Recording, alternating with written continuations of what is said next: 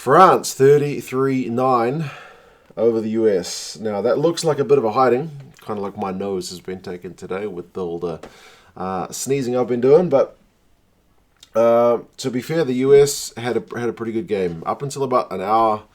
This game was close; it was within one score, but towards the end of the game, the French really just pulled away. Unfortunately for the US, unfortunately for Argentina as well, because they would have liked to see France take a loss here, but it's a bonus point win for France. Pretty important result for them. So we'll see how this plays out for the rest of the pool, because it's definitely a step forward for the US after a pretty disappointing first game against England. It started raining really heavily kind of towards the tail end of the national anthem, so that probably didn't help some of the possession, and there was a fair bit of knocking the ball on going on.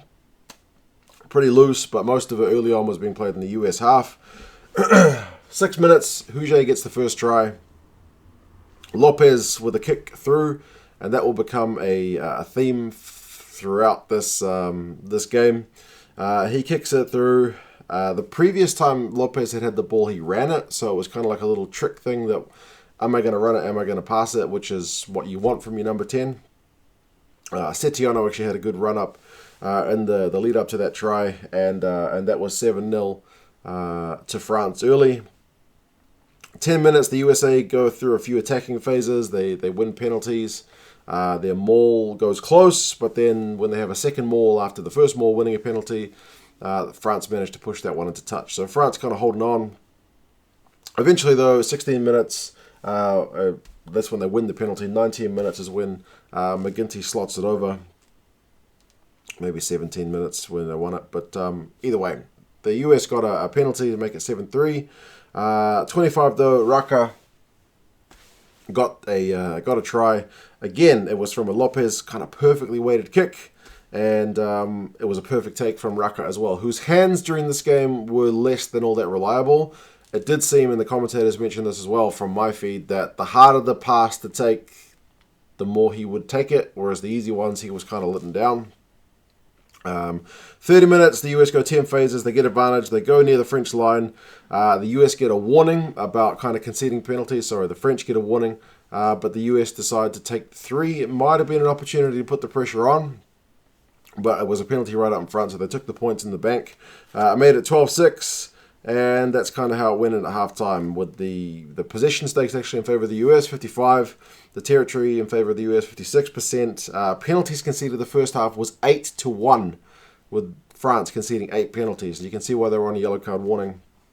But their tackling percentage was 89%. The US was at 72, which is pretty ordinary. And if you want a stat that goes the other way, it's offloads. France 9, the US just 1. So that's perhaps a bit of the reason why it's harder to crack open that French defence if you're not as adventurous with the ball.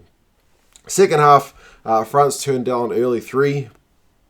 Obviously looking for a bonus point try win, but the US turned them over, and their defence holds pretty well for large periods of the start of the second half.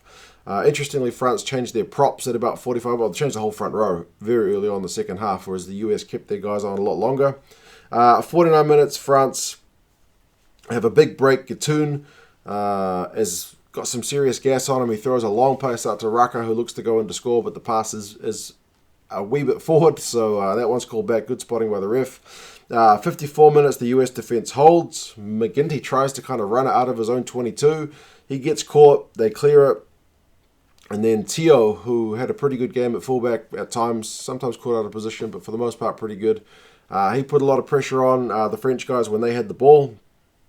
Forces a knock on, so they were putting France under a lot of pressure. And 62 minutes, France try to counter out of their own half. Raka, that guy, as I said, was catching, not always the best. He kind of left the ball behind. The US kicked it through. Medard tried to clean it up, but didn't release the ball when he was tackled, and he got penalised. So McGinty slotted that one. Made it 12-9. 65 minutes, 12-9. And when you look at that scoreline, it's kind of hard to believe. But 12-9, it was all game on. And then it wasn't, because 66 minutes, France, they go 15 phases, and Fiku ends up getting the try on 67 minutes. Aldrit had a good big run over the advantage line in the build-up. 19-9, 69 minutes, so moments later, Serang gets a try. Raka had a good pickup off a kick on the right wing. It was a really hard one to get, but he got it. He got it to Kamara, who got it to Serang, 26-9. And then the US didn't give up. They kept fighting. Peterson had a line break. I think he's a big lock. He was out in the open, but they ended up knocking it on. McGinty was juggling the ball at one point, but he ended up going nowhere. They couldn't beat the French defense. 78, 79 minutes. Poirot for France gets a try. It's basically all the forwards just putting the pressure on, kind of like what England did to France. England did to the US in that game. They just got that forward dominance, and they converted it 31-9. So it all looks pretty comfortable in the end. Run meters in the end, 517 to 174, so you can see France really pulled away. Possession went back the French way, 56%. Territory went even further, 59% to France. Tackling percentage, France maintained that 86%, so the top stuff. America were at 78. They had to make a lot more tackles, 116 to France's 83. Penalties conceded 10 to 4 over the whole game. Remember, France were at 8 at halftime, so that's a large part of it. Although at times I did feel like the ref was maybe a little bit harder on the French. Sometimes he would tell the US guys, like, what? I wrote down one line, like, no, 6, no. And he had said it for quite a long time, and he still didn't give a penalty to the US guy, whereas the French guys seemed to be getting pinged straight away in that first half. So just an observation. Lopez with his kicks, as I said, magnificent control. For a lack of control, Huget at one point played 9 and threw the ball into somebody's shins, so he shouldn't be ever going in there at 9. Wasn't his best work, but it did score a try, so good stuff overall. Gatun ended up with 78 run meters, 5 defenders beaten. Brackley for the US had 16 out of 16 tackles, which I think is a record equaling effort for a US player at a World Cup. So, yeah, plenty to like about this game for the US. They were competitive for an hour, and then it kind of fell away. France get the bonus point win they needed. They are still on course for the knockout stages, but still a big game against England to come. So we'll see how that goes. Yeah, you guys let me know your thoughts on this game. How did you think it went? And yeah, I'll talk to you again soon. See you later.